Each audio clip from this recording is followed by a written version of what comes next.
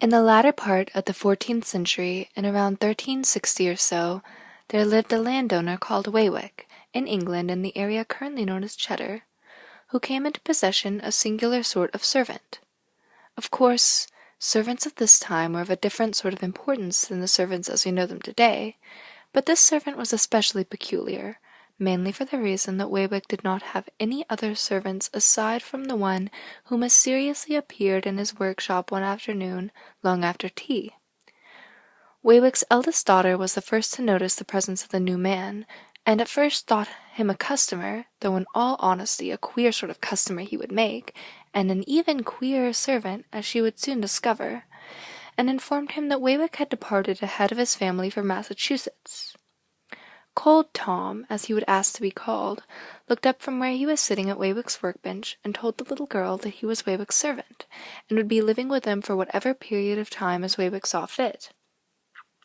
And thus Cold Tom came to live with the Waywicks. Cold Tom ended up being a curious breed of servant, something of a combination of butler, footman, coachman, and general man of business. Mr. Waywick consulted Tom for a numerous amount of tasks, much more, his family thought, than he should have ought to. But then, Tom had a curious sort of pull about him, not least because of his rather strange appearance. Tom was rather tall, excessively thin, and had a too large head swamped with a great mass of downy blonde hair. His face was half over with a strawberry mark he claimed he'd had since birth, and contrasted wildly with his eyes, which twinkled a blue-green and stood out in the night like pinpricks of St. Elmo's fire. But despite his strangeness, Tom was never disloyal to Waywick, and did his very best to serve the man in everything. His only fit of temper came once when he destroyed a pot laid carelessly upon his hand by Waywick's daughter Margaretta, both of which were long and thin and fragile, and no one could hardly fault him for being cross. Then, on the morning of April 4th, in the late part of the 1360s, Miss Waywick came home to find a cabinet in the kitchen where no cabinet had been before. It was, Tom explained when she asked, a magical cabinet. He had thought, he explained, it was very cruel of Mr. Waywick not to grant his wife a restful place to stay instead of working all day. He had often begged Waywick, he explained, to be more forgiving to his wife. Miss Waywick wanted to know where the cupboard led.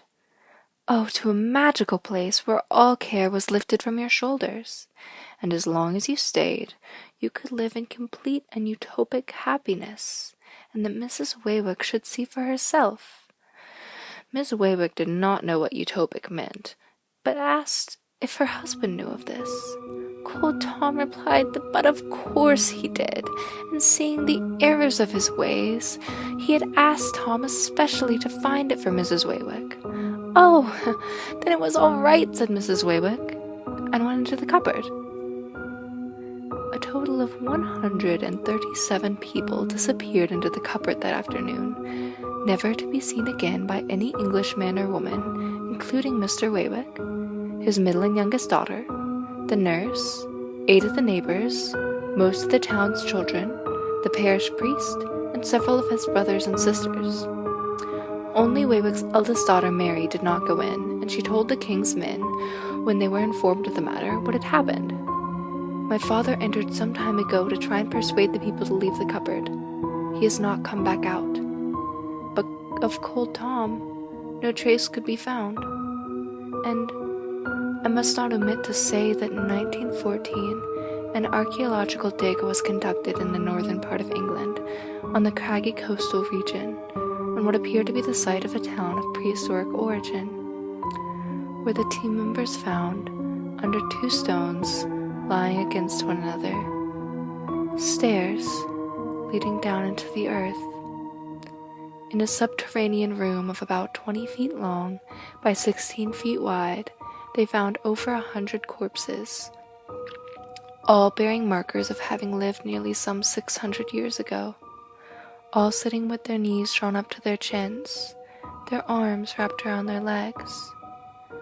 Aside for the sheer scale of bodies found and the curious positions that they were found in, the only thing the archaeological team could not account for, however, was the apparent recentness of their deaths, which to all intents and purposes was only several days beforehand.